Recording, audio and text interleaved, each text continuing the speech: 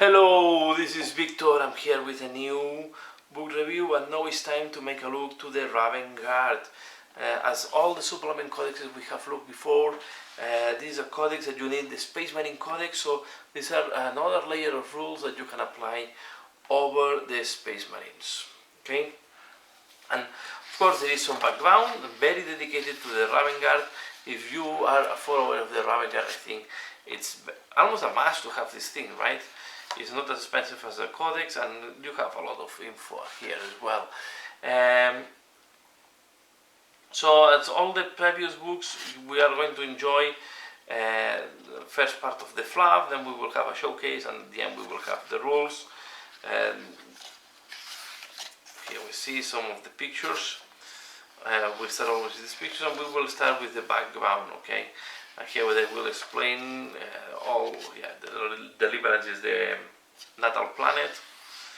We have also the organization of the chapter, and as usual we have explanation of each company inside of the chapter. Okay, so until we arrive to the 10th company, then they talk about the chapter command and the armory, that are the vehicles, and then you will have a background about the, here we have the Primarch, background about the Raven Guard, right?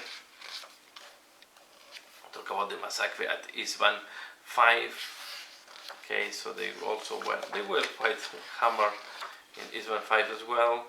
So yeah, they will, and then they talk about the war in the zone Damocles, the fall of Perfectia, the chronologic, the more important things of the chapter as well. Here we have a nice picture of the chapter, and then they talk about the new, this is only the new unit we are going to have, that is K-Van Strike. This is new,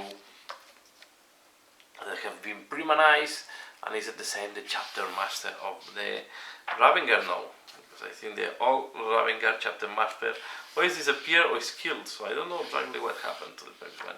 We also have successive chapters here. Okay, so these rules are not only, and here we have another, these are the Space Marines of the Ravens and successor chapter, okay? So the Iron Ravens, sorry, it's called the Iron Ravens. Yeah, we have the Black Guard, we have the Raptors. Here we have different alternative color schemes. Of course, this guy is Raven Guard. It's costing 130 points.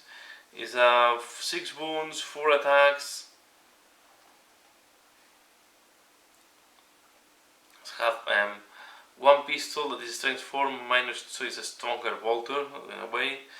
And then he has the knives, or not the knife, the talons, right? The Raven's talons. When resolving an attack made with this weapon, you can reroll. So it's a stronger lighting claws. And he also has grenades. Okay, he's a chapter master, so you can reroll hit rolls for attacks made by models of Raven Guard while they are within 6 inches of him. Diving charge. After this model finishes a charge move, you can select one enemy unit within 1 inch of it and roll a d6. On a 4+, enemy suffers 1 mortal wound, so you have a few mortal wound, have 4+ mortal save. Have a grave parachute. During deployment you can set up this model in low alt, so it's a deep strike, and then have the Winged Deliverance. You can reroll charge rolls made by Raven Guard, Jump Pack and Raven Guard Phobos units if there, so it's also boosting and rolling the charge rolls, okay? And he is designed just for that and to go to close combat, so it's quite an aggressive character. So we have also the special rules for the Sons of Codex. Okay, while the work with the tactical doctrine is active, when resolving an attack made by a model with this ability against a character unit, you can add 1 to the hit rolls and wound rolls. So these are really made to go with eliminators. Okay, but I don't know if the eliminators can make use of the tactical doctrine, because I think they are equipped with heavy weapons. I don't remember. Okay, they will have their own warlord traits, they will have their own relics, and these are the Sons of Codex. The Raven Guard is more a stealth chapter, right? It's a chapter that they want to play in the stealth. You will see, and they will have rules for that, and to show that they are stealthy people. So, for example, enemies cannot fire Overwatch at this warlord. This is increasing a lot. So this is really interesting if you play against Tau.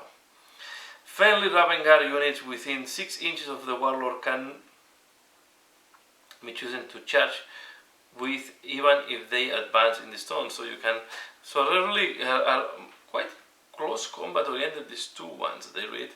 Let's look this one. When resolving an attack made with a melee weapon by this warlord, an unmodified heal roll of 6 inflicts, so another for close combat, right? When resolving a mate, yeah. At the start of the first drawn battle, before the first turn begins, if this warlord is on the battlefield, you can select another friendly Raven Guard infantry unit.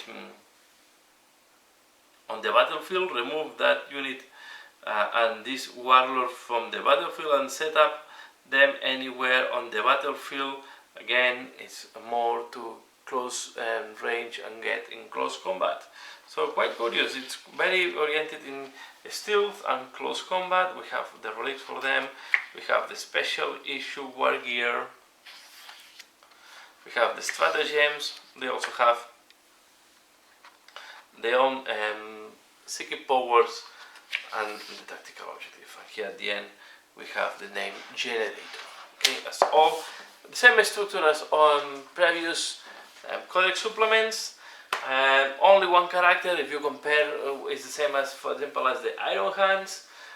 It's less if you compare to White Scars or the Ultramarines. But yeah, this is what we find here. So this is the Raven Guard. Yeah, let me know what do you think about these supplements. Let me know what you think about this strategy of splitting the codexes in smaller portions. And yeah, and that's all for now. So please give a like if you have liked this video. Comment below, let me know what do you think about that. And as usual, thanks a lot for watching, and see you again later. Bye.